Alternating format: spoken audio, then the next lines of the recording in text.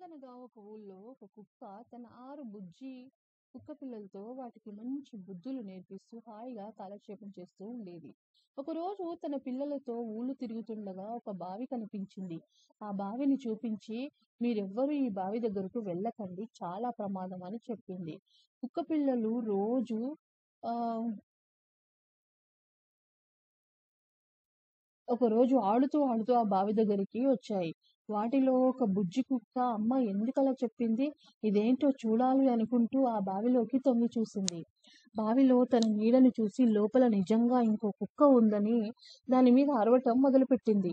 లోపల ఆ కుక్క ప్రతిబింబం దీనిలాగే అరవటం చూసి దానితో పోట్లాడడానికి బావిలోకి ఒక్క దూకు దూకింది. ఇంకేముంది, కుక్క నీళ్ళలో పడి కొట్టుకుంటూ పెద్దగా రక్షించండి అంటూ అరవటం మొదలుపెట్టింది. ఆ దారినే వెళుతున్న ఒక రైతు అయ్యో కుక్క నీళ్ళలో పడిపోయిందే పాపం అని దాన్ని బయటికి తీసి రక్షించాడు.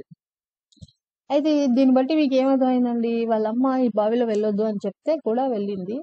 సో అలా వెళ్ళడం వల్ల దానికొక ప్రమాదం వచ్చింది.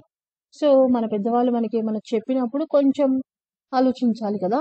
కానీ మనం ఖచ్చితంగా ఏం చేస్తామంటే, వాళ్ళు చెప్పారు కాబట్టి అదేందో తెలుసుకోవాలి కాబట్టి ఖచ్చితంగా మనం ఉల్టా చేయడానికి ట్రై చేస్తాం. సో చెప్పకపోవడం వాళ్ళ తప్పు, చెప్పినా కూడా ఇంకో తప్పు అయిపోతుంది ఇక్కడ.